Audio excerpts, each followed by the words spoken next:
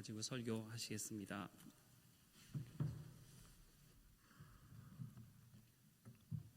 샬롬. 수요 기도에 오신 성도님들 주님의 이름으로 환영합니다.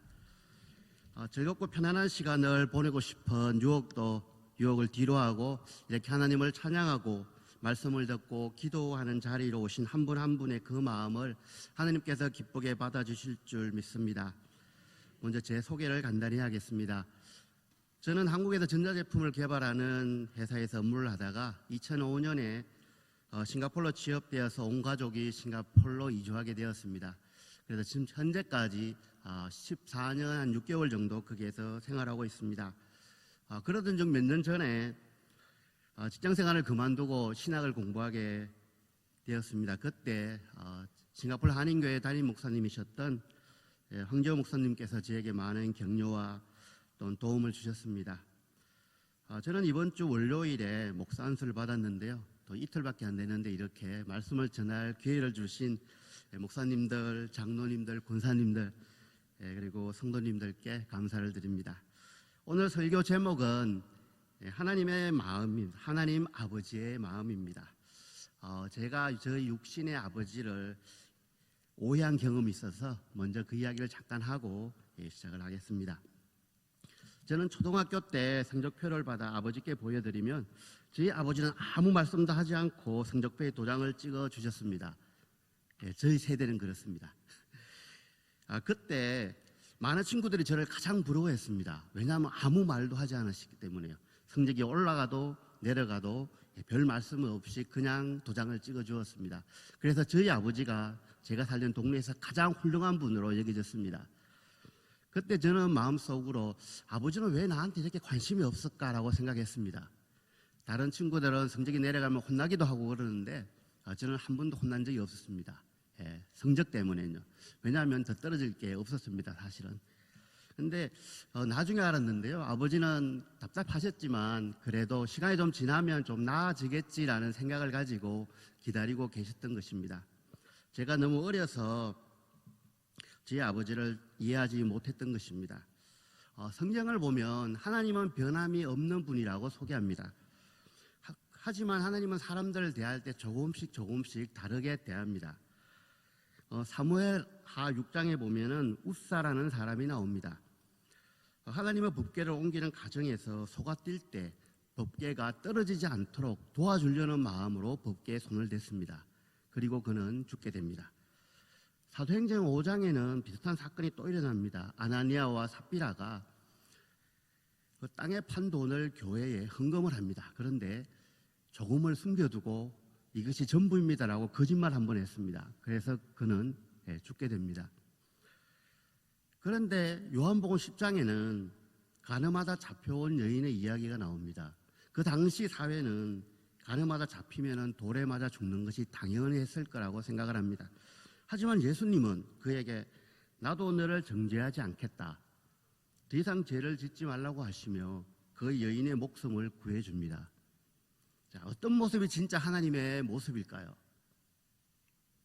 우리는 각자의 경험을 통해서 만들어진 하나님은 이런 분이야 라는 생각이 우리들의 말과 행동에 큰 영향을 미치게 됩니다. 어떻게 하면 하나님에 대해서 정확하게 알 수 있을까요? 저는 성경이 하나님에 대해서 알려주는 것을 이해할 때 이것이 가능하다고 생각합니다. 호세아 1장에 보면은 호세아에게 두 아들과 한 명의 딸이 있습니다. 아마도 오늘 본문 호세아서 11장을 기록할 때는 이 두 아들과 딸이 어느 정도 자라서 청년이 된 시기가 된 것 같습니다. 자녀들이 자라는 것을 다 지켜보고 이제는 부모와 자녀와의 관계를 이용해서 하나님의 마음을 우리들에게 알려줍니다. 호세아서 11장을 통해서 하나님에 대해서 알 수 있는 가장 첫 번째는 하나님은 우리를 부르시고 믿음이 자라도록 인도하신다는 것입니다. 오늘 읽었던 11장 1절을 한 번 더 읽겠습니다. 이스라엘이 어렸을 때에 내가 사랑하는 내 아들을 애굽에서 불러냈거늘. 하나님께서는 이스라엘을 애굽에서 불러냈다고 합니다. 특별히 어렸을 때 불러냈다고 하는데요. 이 어렸을 때는 스스로는 아무것도 할 수 없는 때를 이야기합니다. 이스라엘은 소망이 없고요. 당연히 희망이 없죠. 하루하루 너무나 힘든 생활을 하고 있었습니다. 스스로를 구원할 수 있는 아무런 능력이 힘이 없을 때였습니다. 하나님께서는 이스라엘 백성들에게 너희들이 나의 명령에 순종한다면 애굽의 그 힘든 생활로부터 해방시켜 주겠다. 이렇게 특별한 조건을 제시하고 구해준 것이 아닙니다. 하나님께서는 아무런 조건 없이 고통받고 있는 이스라엘을 구해 주셨습니다. 그리고 여기에서 그친 것이 아니라 이스라엘을 먹이시고 보호하시고 그들에게 하나님의 율법을 주셨습니다. 이 자리에 계신 성도님들은 어떻게 하나님을 알게 되었습니까? 누군가로부터 하나님에 대해서 이야기를 듣기 전에 하나님에 대해서 혹시 관심을 가지고 계셨던 분 있으신가요? 저는 전혀 없었습니다. 저는 대학교 3학년 때 친구로부터 하나님에 대해서 처음 들었을 때 제가 뭐 다른 사람보다 착하거나 남을 배려하거나 종교를 가져야 되겠다라고 한 번도 생각한 적이 없습니다. 하나님은 아무 조건 없이 이스라엘을 부르셨던 것처럼 저를 불러주셨습니다. 아마도 여기 있는 많은 분들이 저와 비슷한 경험을 했을 것이라고 생각합니다. 이사야서 32장 21절에는 이 백성은 내가 나를 위하여 지었나니 나를 찬송하게 하려 함이라고 하십니다. 하나님은 이스라엘이 하나님을 예배하는 민족이 되기를 원하셨습니다. 이런 계획을 가지고 애굽에서 구원해 주셨습니다. 하나님은 이스라엘이 제사장 나라가 되어서 모든 민족이 하나님을 알도록 하는 계획이 있었던 것입니다. 계속해서 3절을 읽겠습니다. 그러나 내가 에브라임에게 걸음을 가르치고 내 팔로 안았음에도 내가 그들을 고치는 줄을 그들은 알지 못하였도다. 출애굽 후 광야에서 하나님께서 이스라엘 백성을 보호하시고 인도하셨다는 것을 표현한 것입니다. 아이가 태어나 걸음마를 배울 때 어떻게 하십니까? 자, 이제 태어난 지 1년이 되었으니 걸을 수 있어. 걸어봐. 이렇게 하시는 분은 아무도 없습니다. 앞에서 어린아이의 손을 잡고 한 걸음 내디딜 수 있도록 도와줍니다. 그리고 아이가 한 걸음 내디딜 때 주위에 있는 사람들에게 자랑도 하지 않습니까? 3절은 하나님께서 얼마나 이스라엘 사람들을 사랑하셨는지 우리에게 알려주고 있습니다. 여기서 걸음마를 가르쳤다는 불기둥과 구름기둥으로 가야 할 길들을 인도하신 것과 율법을 주어서 어떻게 행해야 하는 것을 알려주는 것을 의미합니다. 그리고 팔로 안았다라고 합니다. 생활하는 중에 만나는 모든 위험으로부터 보호해 주셨다는 것입니다. 고쳐주었다라고 합니다. 뱀에 물린 사람들을 고쳐주고 마라의 썬물을 단물로 고쳐주었습니다. 하나님은 이스라엘이 광야에서 생활할 때 필요한 것들을 공급해 주셨습니다. 하나님께서는 단순히 율법에 순종하라고 명령만 내리신 것이 아니라 이스라엘 사람들이 생활하면서 경험하는 모든 문제에 관심을 기울이시고 그 문제들을 해결해 주셨습니다. 이 자리에는 대부분 결혼하신 분들인데요. 아이가 태어나면 스스로 잘 자라던가요?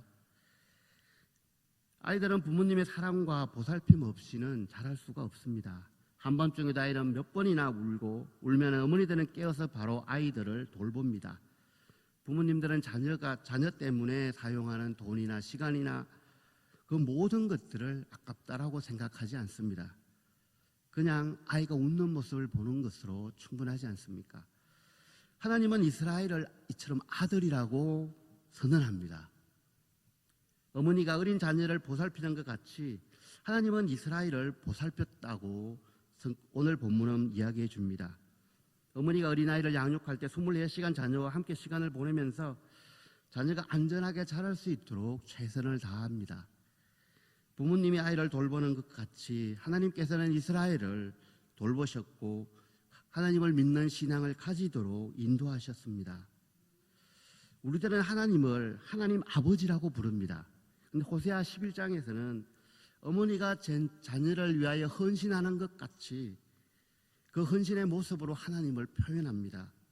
하나님은 엄하시고 삶의 방향을 가르쳐 주시는 것뿐만이 아니라 어머니처럼 자녀를 위해서 모든 것들을 희생하는 그 모습으로 그려집니다. 우리들이 믿는 그 하나님의 바로 어머니와 같이 우리들을 보살펴 주시는 그 하나님이십니다.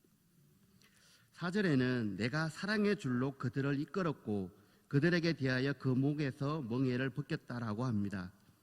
사람들은 동물을 이끌 때 줄을 사용합니다. 그리고 멍에를 사용하기도 합니다. 그러나 하나님은 사랑의 줄을 사용하였고 멍에를 제거하였다라고 합니다. 여기서 멍에는 이스라엘이 이집트에 있을 때 받았던 속박과 억압을 표현합니다.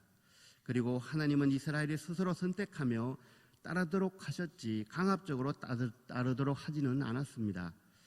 강압적으로 이스라엘을 이끌지 않은 것처럼 하나님은 우리들 한 사람 한 사람을 하나님에 대해서 배울 수 있는 기회를 허락해 주시고 우리 스스로 선택할 수 있도록 인도해 주셨습니다.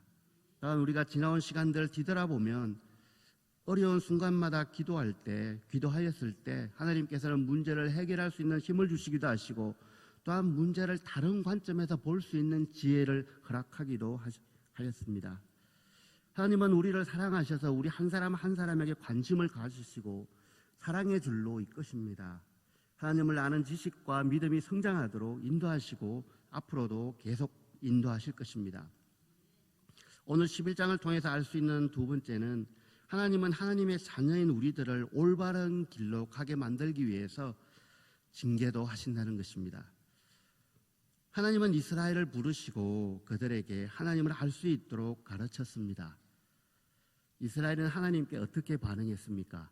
2절을 함께 읽겠습니다.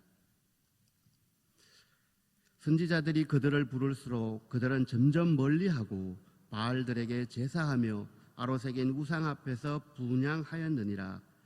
이스라엘 백성들은 언약의 기본 원칙인 출애굽기 20장 3절 너는 나 외에는 다른 신들을 내게 두지 말라라는 이 명령을 어겼습니다. 그 당시 이스라엘 사람들은 이 하나님의 명령을 너무나 잘 알고 있었습니다. 모세를 통하여 가나안에 들어가면 절대로 다른 신을 섬기지 말라라고 여러 번 이야기하셨습니다. 하지만 이스라엘 사람들이 가나안에 정착하고부터 가나안 사람들이 섬기던 바알을 섬기고 하나님을 따르는 길에서 조금씩 벗어나게 됩니다. 자녀를 위해서 최선을 다하면 자녀들이 삐뚤어지지 않습니까? 어릴 때는 부모님이 이 세상에서 최고라고 이야기합니다. 근데 나이가 조금 더 들면 자기가 원하는 것을 하겠다고 자녀들이 고집을 부리기 시작합니다. 가끔은 가정이 전쟁터와 비슷하게 되기도 합니다. 이러려면 왜 나를 낳았어? 또는 나에게 뭐 해준 것이 있다고 혹시 이런 말 한 번도 안 들어보셨으면 오늘 집에 가셔서 또는 전화로 고맙다고 이야기해야 됩니다. 싱가포르 상황은 조금 더 복잡합니다. 자녀들은 영어로 공부하는 학교에서 정말로 많은 나라의 사람들과 함께 공부를 합니다. 그리고 그 사람들 때문에 그 사람들이 가지고 있는 서양식 가치관을 가지게 됩니다. 한국어보다 영어를 훨씬 더 잘합니다. 그리고 영어로 말하는 것도 훨씬 더 편안해합니다. 학교에서는 부모님이 혹시라도 학생들 때리면 경찰에 신고하라고 가르칩니다. 유교적 문화가 익숙한 부모님과 서양식 가치관을 가진 자녀가 사춘기가 되면 보통의 가정은 싸늘하게 됩니다. 한국에서나 싱가포르에서나 자녀가 사춘기가 되면 언젠가는 이해하는 날이 오겠지라는 생각으로 기다리시는 부모님도 계시고 화를 내기도 합니다. 그런데 사춘기 때 그렇게 속을 썩이던 아이들도 몇 년이 지나면 부모님을 이해하고 다시 돌아오게 됩니다. 하지만 오늘 읽은 이스라엘 사람들은 하나님의 기대를 저버리고 하나님을 떠났습니다. 그리고 돌아오지 않습니다. 5절을 함께 읽겠습니다. 그들은 애굽 땅으로 되돌아가지 못하겠거늘 내게 돌아오기를 싫어하니 아수르 사람이 그 임금이 될 것이라. 열왕기하를 보면 북이스라엘의 왕들의 이름이 많이 나옵니다. 왕 누구는 사마리아에서 이스라엘의 왕이 되어 몇 년간 다스리며 여호와 보시기에 악을 행하고 여로보암의 죄를 따라가고라는 구절이 계속해서 반복됩니다. 악을 행하고 죄를 짓고 우상 숭배하다가 죽었더라. 그 아들이 왕이 되고 부모처럼 우상 숭배하다가 또 죽었더라. 계속 이렇게 됩니다. 근데 열왕기하 17장 3절을 보면은 아수르 왕 살만 에셀이 올라왔다라고 합니다. 그리고 그때 왕 호세와 그러니까 선지자 호세아가 아닌 다른 사람입니다. 호세아 왕이 아수르 왕에게 종이 되어 조공을 바쳤다라고 합니다. 북이스라엘은 독립된 나라를 유지할 힘이 없습니다. 시간이 좀 더 지난 것 같습니다. 열왕기하 17장 4절에 보면 북이스라엘의 왕 호세아는 아수르에게 조공을 바치지 않고 애굽에게 도움을 요청합니다. 자, 조공을 더 이상 바치지 않는 북이스라엘을 아수르는 어떻게 했을까요? 곧 전쟁이 일어나게 될 것입니다. 북이스라엘은 이 위험한 상황에서 하나님께 도움을 요청하기보다는 애굽을 의지합니다. 이것이 방금 읽었던 호세아 11장 5절의 배경입니다. 하나님은 애굽을 의지하는 어리석은 이스라엘의 계획을 가로막습니다. 하나님은 이스라엘이 애굽으로 돌아갈 수 없다고 아수르가 이스라엘을 다스리게 될 것이라고 선언합니다. 그래서 6절을 보면은 아수르가 북이스라엘의 성을 파괴하고 많은 사람들을 죽일 것이라고 합니다. 6절에 나오는 칼은 아수르 군대의 칼이면서 동시에 배반한 이스라엘을 징계하는 하나님의 칼이라고 볼 수 있습니다. 이스라엘은 하나님을 버리고 바알을 숭배하고 악을 행한 그 벌을 받게 될 것을 예언하고 있는 것입니다. 심판받는 이유를 명확하게 이야기해 줍니다. 이스라엘의 계책 때문이라고 말씀합니다. 하나님의 명령을 따르지 않고 애국과 연합하여 위기를 모면하고 안정과 번영을 누릴 수 있다고 그들은 믿고 있었기 때문입니다. 하나님의 이 예언과 같이 얼마의 시간이 지난 뒤 열왕기하 17장 6절에 기록된 것 같이 기원전 722년에 북이스라엘은 아수르에 의해서 멸망을 당합니다. 많은 사람들이 죽게 됩니다. 그리고 아수르로 끌려가게 됩니다. 그리고 여러 지역으로 강제로 이주하게 됩니다. 하나님은 이스라엘이 죄로 물들어 살아가는 것을 고치시기 위해서 징계를 합니다. 징계의 이유는 잘못을 회개하고 올바른 삶을 살게 하기 위해서입니다. 히브리서 12장 6절은 주께서 그 사랑하시는 자를 징계하신다라고 말씀합니다. 사랑이 없다면 관심도 없습니다. 그리고 사랑이 없다면 징계도 없습니다. 하나님께서는 자녀들이 바른 길을 가기를 바라고 있습니다. 중학생 또는 고등학생인 자녀들이 담배를 피우고 술을 마시고 학교에서 다른 학생을 괴롭히고 가끔씩 경찰서에도 간다면은 여러분들은 어떻게 하시겠습니까? 부모님들의 반응은 그들을 꾸짖고 매를 들기도 할 것입니다. 이렇게 하는 이유는 자녀를 사랑하기 때문입니다. 사랑하는 마음이 있어야 잘못된 길에서 돌아오라고 소리도 지르고 행동을 바꿀 때까지 간섭을 합니다. 자식을 사랑하는 만큼 그 마음이 아프기 때문입니다. 그 어떤 부모도 자녀가 하고 싶은 대로 그냥 두지 않습니다. 계속하여 따라다니며 잘못된 길로 가지 말라고 경고도 하고 협박도 하고 나중에는 애원도 합니다. 하나님도 많은 선지자들을 보내어 잘못된 길을 알려주셨지만 이스라엘은 잘못해서 돌이키지 않았습니다. 그러나 우리 자신을 자세히 보면 이스라엘과 크게 다르지 않는 부분들이 있습니다. 성경을 읽고 기도도 하고 하나님의 말씀을 잘 따르는 생활을 합니다. 그리고 다른 교회의 목사님들 설교까지도 듣습니다. 그렇지만은 성경의 원리대로, 말씀의 원리대로 살아갈 때, 경제적인 손해가 눈앞에 올 때, 당연한 권리라고 생각하는 것을 포기해야 할 때, 누군가 나를 무시했을 때 우리들은 어떻게 반응합니까? 하나님을 전혀 믿지 않는 사람들과 동일하게 반응하지 않습니까? 하나님은 우리들이 남들과 비교하지 않고 올바른 길을 가기를 원하십니다. 더 많이 가지고 더 많이 누리는 길보다 올바른 길을 가도록 때로는 양심의 소리로, 때로는 설교로, 때로는 교회의 지체들의 충고를 통해서 우리에게 알려줍니다. 하나님은 자녀들이 올바른 길을 가게 하기 위해서 징계를 하시지만 자녀들을 포기하지는 않습니다. 8절을 함께 읽겠습니다.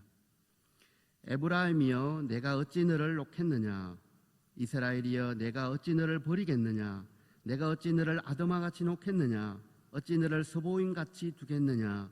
내 마음이 내 속에서 돌이켜 나 궁열이 온전히 불붙듯 하도다. 아멘. 하나님은 어찌 이스라엘을 놓겠느냐, 어찌 버리겠느냐라고 하십니다. 한 번 더 아드마같이 놓겠느냐, 서보인같이 두겠느냐라고 하십니다. 이렇게 히브리어를 사용하는 사람들은 어떤 특정한 강조하고 싶은 것이 있을 때 동일한 단어 또는 비슷한 단어를 두 번 사용하는 경우가 정말로 많습니다. 하나님을 버리고 바알에게로 달려가는 어리석은 백성들을 포기하지 않는다고 강조하고 있습니다. 아드마와 서봄이라는 도시는 소돔과 고모라와 함께 하나님의 심판에 의해서 멸망한 도시입니다. 하나님을 배반한 이스라엘이지만 모든 사람을 다 죽이는 심판을 내리지 않겠다라고 이야기하고 계십니다. 우리는 사랑과 정의를 이루기 위한 하나님의 갈등과 번뇌를 여기에서 읽을 수 있습니다. 자녀가 잘못하면 잘못을 바로잡기 위하여 해초리를 들고 종아리를 때리고 아파서 울다가 잠든 자녀의 멍든 종아리를 바라보는 부모님의 마음을 떠올리게 합니다. 8절에 이렇게 긍휼로 표현된 히브리어 단어는 니춤이라고 하는데요. 자기 태에서 나온 자녀에 대한 어머니의 모성애와 관련이 있다고 합니다. 어머니는 자녀가 사랑받을 자격이 있어서 사랑하는 것이 아니라 조건 없이 사랑합니다. 자격 없는 이스라엘을 사랑하는 그 하나님의 마음을 잘 나타내고 있습니다. 하나님은 왜 가혹한 형벌을 내리지 않고 마음을 바꾸어서 긍휼을 베풀겠다라고 하실까요? 그것은 하나님의 성품 때문입니다. 출애굽기 34장 6절은 하나님은 긍휼히 여기고 은혜롭고 노하기를 더디하고 인애와 진실이 많다라고 합니다. 하나님의 백성들을 하나님의 품으로 돌아오게 하려는 긍휼의 하나님이기 때문입니다. 또한 아브라함과 이삭과 야곱에게 복의 통로가 되게 하겠다라고 한 약속 때문입니다. 이스라엘이 하나님을 반역하였음에도 하나님은 약속을 굳건히 지키십니다. 9절에는 맹렬한 진노를 나타내지 않겠다라고 하십니다. 하나님은 사람이 아니가 거룩한 이라고 하십니다. 하나님의 분노는 감정에 따라서 파멸을 초래하는 우리 사람들과의 분노와 다르다고 단호히 선언합니다. 고대 근동 지방에서 왕의 명령을 따르지 않는 사람들의 형벌은 무엇이었을까요? 죽음입니다. 하나님께서 특별히 계획이 있어서 애굽에서 구원해 준 사람들이 하나님을 버리고 다른 신을 섬긴다면 이들의 형벌은 어떻게 되겠습니까? 죽음이겠죠. 하지만 하나님은 맹렬한 진노를 이스라엘에게 나타내지 않겠다라고 하십니다. 하나님의 징계는 피할 수 없지만 이 징계가 이스라엘을 그 땅에서 완전히 없애는 것이 아니라는 것을 말하고 있습니다. 하나님은 징계를 하시지만 이스라엘을 향한 하나님의 마음은 변함이 없습니다. 이스라엘이 받는 심판은 그들이 회개하지 않기 때문입니다. 하나님은 우리들이 잘못한 일을 회개하고 죄에서 떠나기를 바라십니다. 그리고 징계를 하더라도 다시 하나님께로 돌아가는 것이 불가능하도록 혹독하게 벌을 내리시는 것이 아닙니다. 그래서 로마서 11장 1절은 하나님은 자기 백성을 버리지 않는다라고 말씀합니다. 하나님은 그의 자녀들인 우리들을 올바른 길로 가게 하기 위해서 징계는 하시지만 절대로 포기하지 않으십니다. 본문을 통하여 하나님에 대해서 알 수 있는 세 번째는 하나님은 하나님의 자녀인 우리들을 회복시키신다는 것입니다. 10절과 11절은 포로 생활이 끝나고 이제 꿈에도 그리는 집으로 돌아오는 이야기입니다. 10절과 11절을 함께 읽겠습니다. 그들은 사자처럼 소리를 내시는 여호와를 따를 것이라. 여호와께서 소리를 내시면 자손들이 서쪽에서부터 떨며오되 그들은 애굽에서부터 새같이 아수르에서부터 비둘기같이 떨며오리니 내가 그들의 집에 머물게 하리라. 나 여호와의 말이니라. 하나님께서 그 백성들이 포로된 땅에서 돌아오라고 부르실 때 이스라엘 백성들이 하나님의 음성을 따라 돌아오게 된다고 말씀하고 있습니다. 사자는 짐승의 왕이라고 사람들은 다 생각을 합니다. 그렇기 때문에 이스라엘 사람들이 사자처럼 소리를 내시는 여호와를 따를 것이라고 합니다. 왕의 명령은 모든 사람이 들을 수 있습니다. 그리고 왕의 명령은 아무도 거역할 수가 없습니다. 포로 생활하는 모든 이스라엘 백성들이 이 기쁜 소식을 들을 수 있다는 것입니다. 사람들이 새처럼 온다고 합니다. 새는 빨리 움직일 수 있습니다. 그리고 아무도 새의 움직임을 막을 수가 없습니다. 그리고 서쪽에서부터 온다고 합니다. 여기서 서쪽은 많은 섬들이 있는 지역인데요. 섬뿐만이 아니라 모든 지역을 나타내는 것 같습니다. 그래서 애굽에서, 아수르에서, 동서남북 모든 곳에서 하나님께서 이스라엘 백성들에게 주었던 그 약속의 땅으로 다시 돌아온다는 것입니다. 이 약속은 그 시대를 살아가는 사람들을 위한 것은 아닙니다. 그들의 후손들을 위한 미래에 이루어질 예언입니다. 하나님을 반역하고 회개하지 않기 때문에 포로 생활을 하게 되겠지만 그것이 끝이 아니라는 것입니다. 얼마 동안 어려운 시간이 있겠지만 하나님께서는 정하신 때가 되면 하나님께서 회복시켜 주신다는 약속입니다. 하나님의 징계는 결국 회개하고 하나님 아버지께로 돌아오게 하는 하나님의 사랑입니다. 하나님께서는 은혜와 자비가 한이 없으시기 때문에 하나님의 성품 때문에 이스라엘을 회복시키실 것입니다. 그리고 이 회복은 신명기에 기록된 것 같이 회개한 이스라엘 사람들에게 적용됩니다. 그런데 이 회복은 단지 하나님께서 주신 땅으로 다시 돌아오는 것만을 뜻하지는 않습니다.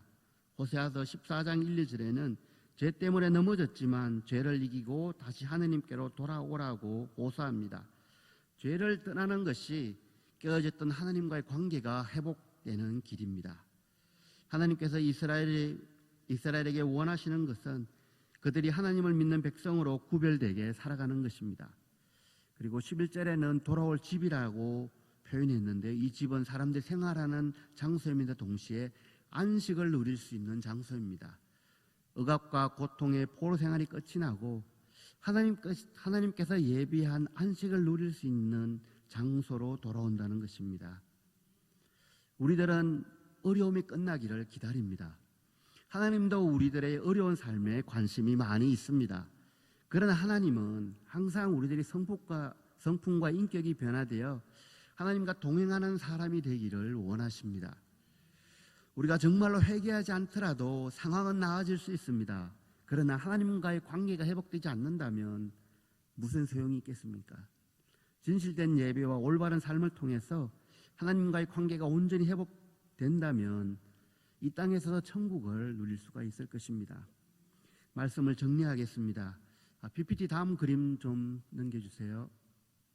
네, 탕자의 비유에 나왔던 그 그림입니다. 집 나갔던 작은 아들이 돌아왔을 때 아버지는 잔치를 베풀고 기뻐합니다. 그런데 밭에서 일을 하고 돌아온 큰 아들은 돌아온 동생 때문에 잔치하는 것을 알고 집으로 들어가는 것을 거절합니다. 큰 아들은 정말로 열심히 일을 했습니다.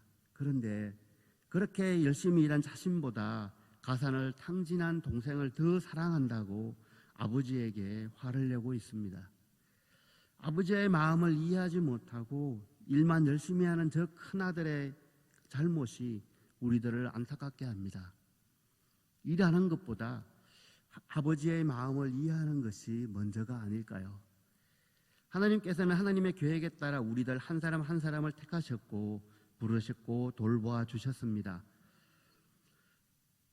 하나님의 사랑은 우리가 올바른 길로 가게 하기 위해서 징계도 하십니다. 우리들이 잘못을 회개하고 죄를 버릴 때 깨어진 하나님과의 관계가 회복되고 안식을 누릴 수 있습니다. 조건 없이 우리들을 사랑하고 하나님과 동행하는 삶이 되기를 바라시는 하나님을 이해하게 될 때 우리들은 어떤 유혹이 온다 하더라도 하나님을 따르는 길에서 벗어나지 않고 어떤 상황에서도 하나님을 신뢰하고 하나님의 특별한 사랑을 입은 자로 살아가게 될 것입니다. 사랑하고 존경하는 시온성 교회 성도님들, 하나님의 마음을 이해하는 것이 먼저입니다. 기도하겠습니다. 우리들을 특별히 불러주시고 하나님의 자녀로 삼아주심에 감사를 드립니다. 믿는 우리들을 향한 하나님 아버지의 마음과 하나님의 공의로운 성품을 잘 이해할 수 있도록 도와주시고 하나님과의 올바른 관계에 집중하는 우리들의 생활이 되도록 성령님 도와주세요. 예수님의 이름으로 기도합니다. 아멘.